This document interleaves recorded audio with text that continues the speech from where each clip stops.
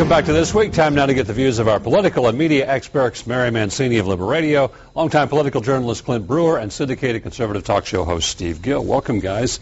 A big trip, big week for the president this week, his first overseas trip, his first summit with world leaders. How important was this for the president, his first really one-on-one opportunity to meet these world leaders?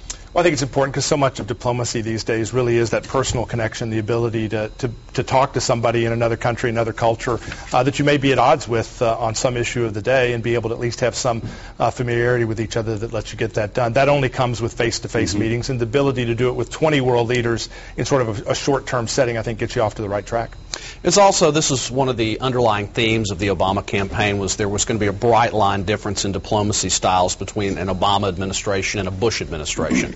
And I think you kept seeing little signals of that during the trip, that, you know, there was not going to be any more of what they called cowboy diplomacy. And he was trying to really differentiate himself.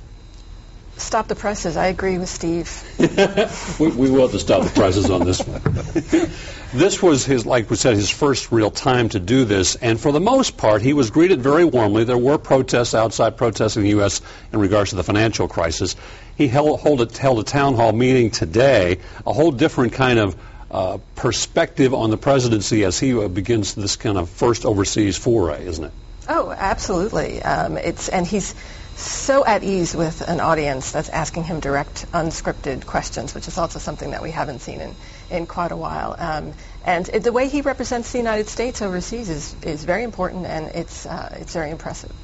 It is impressive, and I think there was some punditry during the week urging him to be Reagan-esque in his forays overseas. I think he has to strike a balance. I mean, this is a time when America does need to appear to be strong overseas for a variety of reasons: the economy, global war on terror, but also he is trying to carve a niche for his own administration and a personality. So I think he's got to walk that line. I'm not sure that it's totally unscripted. We found out that his town hall in the United States, the first 5 people he called on were actually people who had worked in his campaign. So maybe these town halls aren't as unscripted as they're supposed to appear. But it's not surprising that the socialists in Europe would love this president. He's moving us in their direction. Earlier in the week, the president was criticized, especially by the Republicans, for action regarding the auto bailout, not giving Chrysler and GM more money, basically behind the forced resignation of Rick Wagner. Governor Alexander said this is the wrong approach, or Senator Alexander and Senator Corker the same thing. Yet, on the other hand, this is something that's going to have to happen with the auto industry itself to bail itself out, and that seems to be the signal he was sending. Yeah, and you know, it's easy to hear Senator Corker talk about these issues. It's confusing a little, because when it comes to, you know, government bailouts of the executive class, he has no problem with it. When it comes to government bailouts of blue-collar workers, there seems to be a little bit of he has a little bit of difficulty with it. I don't understand the comparison of what Barack Obama is trying to do in this country to any kind of socialist principles.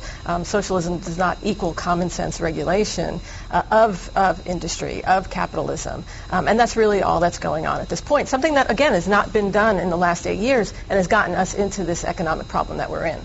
Well, nobody on any side of these arguments are being particularly intellectually honest. I mean, the Obama administration has spent billions of dollars but doesn't want to spend the second half of the billions of dollars. They spent exponentially more on the bailout of Wall Street than they're spending on the auto industry. The auto executives wanted the bailout, but now they don't want to accept any kind of government regulation. And the Republicans, you know, were largely against the bailout to begin with, and now they're saying, but you didn't give them the rest of the money.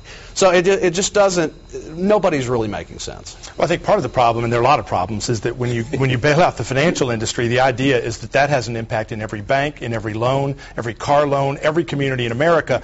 The auto industry that's being protected here is only the Detroit auto industry. We have plenty of American-made cars, including a bunch made in Tennessee, with folks like Toyota and Nissan and Volkswagen and Honda and all these other American-made autos in this country. So I think that's one of the reasons that you have a difference in the financial bailout and the auto bailout. And I think the reason that Republicans are saying, wait a minute, you shouldn't have put this money in the first place if you weren't going to finish the job. We put, $25 billion into Chrysler and GM, and now we're going to pull the plug, apparently let Chrysler go to fiat for virtually nothing. we as taxpayers will never see our money back. So why'd we put the first 10 or 15 billion in if we weren't going to finish the job? So the problem with the Obama administration is they're throwing hundreds of billions around in TARP funding and bailouts for the automotive industry with no real expectation that Americans will get our money back. It will trickle down to the Spring Hill GM workers in some regard, one way or the other. And the fact that the president is now saying they're going to back GM warranties, will that help in any way, regardless of whether they go into bankruptcy or not? Well, I think that's targeted at consumers. I mean, if you're a consumer and you need to go buy a new car for your family, you've got to think twice about buying a car where the parts and the cost of them may exponentially go up should that automaker go out of business. You've got to think about, do I buy this car? Will there be anybody to back the warranty? But again, I think if you're in favor of free markets and you're in favor of capitalism, that's something you embrace as an ideal. Any government intervention further into the auto industry has got to trouble you a little bit. I think, there is a point at which we reach, no return here. It gets too much after a while. And time will tell whether or how it affects the plant. If people buy or not. If people buy or not. Plus, there's a decision to be made to close one plant or not close another plant. We can only hope that the Spring Hill plant won't close. It seems to be doing okay in terms of the big picture. It seems to be one of the more successful plants. So we can only hope that it's not affected. The whole warranty promise to me seems like one of those "are you kidding me" moments. You've got a government that is in red ink deeper than General Motors and Chrysler. They've buried us in trillions of dollars, and they're going to make a promise to cover warranties that these companies can't cover. Have you noticed how they can't even deliver on their promises of Social Security? How are they going to deliver on promises of warranties? Here in Tennessee, we just heard from the governor talking about his green energy approach, wanting to make the government more green, better cars, those kinds of things. As he put it, a neutral expense program. If that becomes the case, where indeed the savings pays for the program, it has to be a pretty good idea. It does, and that having that bonding capacity on the energy savings is a fairly interesting and if it works, would be a brilliant financial tool. And this is part of, he proposed a switchgrass program in Oak Ridge, where you're trying to basically turn the state's economy and manufacturing base towards this kind of green industry which is coming, which maybe the car industry will embrace eventually. The best part about where we are now with this economic situation, I mean, it's terrible. 9.1% of Tennesseans are out of work.